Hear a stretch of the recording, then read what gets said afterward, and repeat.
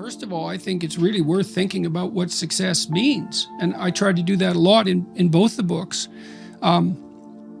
It's really fun to make other people successful.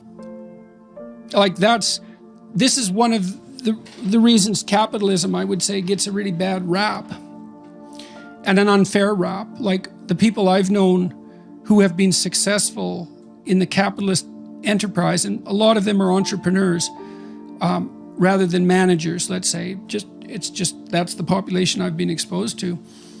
And this was the same among the professoriate, for that matter.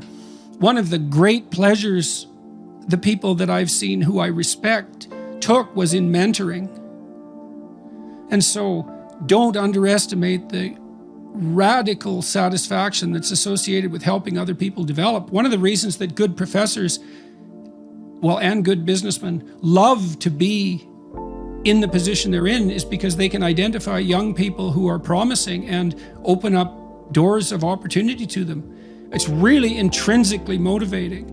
And so, when you think of capitalism, for example, or success as only a competitive enterprise, that's a real mistake, because there's that aspect of it that's there everywhere, in every enterprise I've ever seen. So success, real success, means you're successful in a way that makes other people around you successful. You need both of those.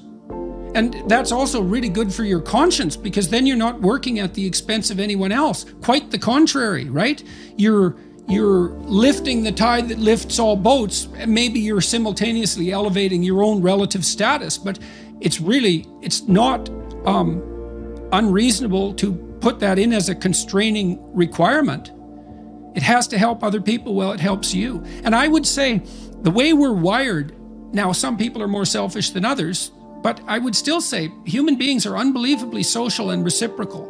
That's built into us at an incredibly deep level. And it can go wrong, and we can get cynical and malevolent and bitter and work at counter purposes to it. But to be of service to your fellow man, your family members, your broader community, there are virtually no pleasures that compete with that.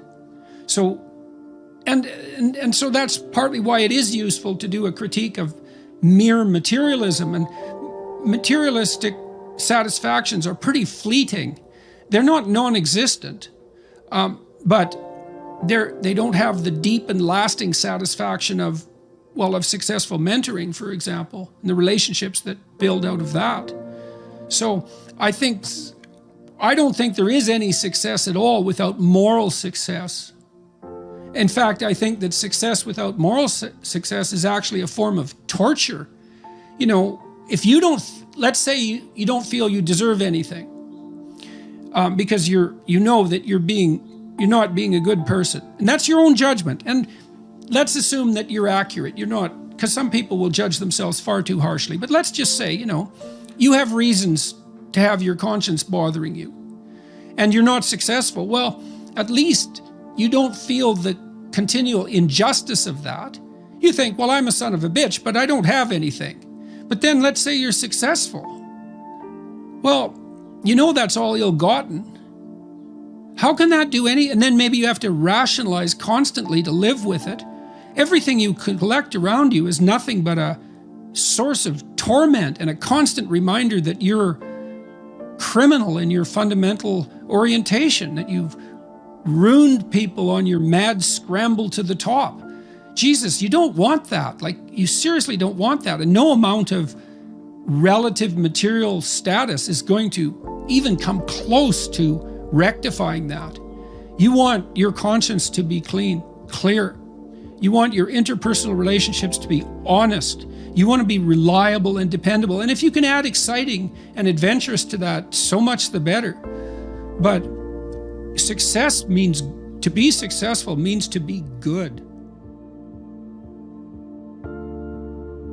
You really are your only comparison group, especially as you get older, because your life is so idiosyncratic and peculiar that look, you have to care what other people think. It's stupid to think otherwise, because you have to be social and you have to be aware of what other people are doing and all of that. So this isn't psychopathic individuality, But it is genuinely true that no one has your set of opportunities and limitations.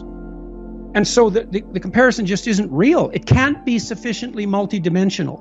Because maybe you see someone who's rich. I've met many people who are very, very rich. And you can look at their lives and they have these huge houses and material plenty, and they're shielded from many catastrophes that would hit someone without those resources harder. But their lives are still full of exactly the same troubles that characterize human life in general. And so you compare yourself on one dimension. You don't see, well, the person's worked 80 hours a week for 40 years and it's blown all his relationships out of the water. It's like, yes, he's rich, but he's also old now. He's 60. And one of the best predictors of wealth is age. Really, do you want to be young and poor or old and rich? It's like, I'd pick young and poor because you can't buy youth. And so, and that's something that's worth considering. But you don't know what burdens the people you're jealous of are carrying. So leave it be. It's not helpful to you to be envious. Who knows what price you pay for hyper-specialization? And I learned that looking at, power mad C-suite types. Well, first of all, they're generally not power mad, because power is actually an unbelievably unstable way of establishing authority. You get slaughtered if you're not reciprocal in most reasonably functioning organizations. And if you're in an organization that only rewards the exercise of power, the probability that that organization is going to fail in totality is extraordinarily high. Because it's a tyrannical organization, it'll lose touch with its customers. So the C-suite types, they're working nonstop. Corporate lawyers in New York, they make $700 an hour, but they work all the time. And there are people who are suited for that. But it isn't obvious that that's for everyone, or that it should be, or that it's even desirable. Now, it's a temperamental issue to a large degree. Many of those people are hyper-conscientious. And so if they'll work, wherever you put them, what they would do is work. That's who they are. And it's biological as well. It's not all biological, because traits are affected by learning and by environment in complex ways. But a huge chunk of it is that you're born like that. And that has advantages and disadvantages. So conscientiousness is a good example. It's a good predictor of long-term life success. But people who are conscientious tend to tear themselves apart if they become unemployed, for example. Sometimes you get laid off. You worked hard, but you get laid off. Well, people who are conscientious will tear themselves into pieces with guilt in that situation, because they tend to attribute so much responsibility to themselves. And so there's a price to be paid for conscientiousness. It opens you up to a certain set of vulnerabilities. So, and you might be somewhat unbearable to your family too, because all you ever do is work. You think, well, you want to be you want your father, maybe your husband, perhaps your wife, to be a good provider, but you want them to do that at the expense of everything else. There's that imbalance where someone can be morally good and a fantastic person, but in a materialistic society seem to be a failure because they haven't acquired a great deal.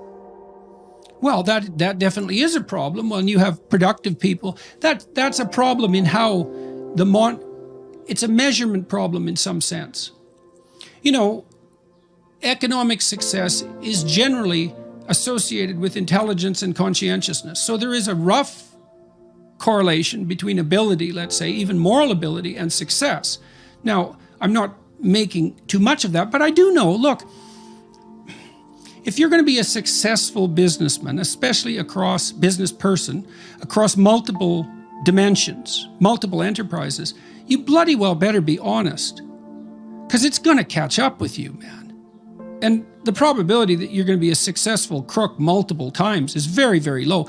You can do that, but you have to move constantly, right? So your reputation doesn't keep up with you. So there is some association between success and moral virtue, thank God.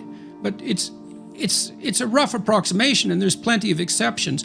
It's very hard for creative people to monetize their productivity, for example. So you have unrewarded virtue, and that's a flaw of the monetary system. It means we haven't been able to, and you might say the same thing applies to such things as our inability to pay homemakers.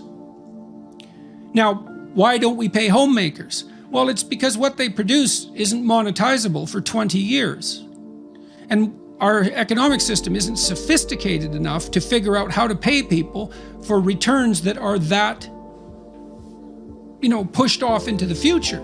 That doesn't make it right, but we don't know how to fix it technically, right? I mean, if you're a venture capitalist and you want to invest in something, you want a tenfold return on your investment within a handful of years.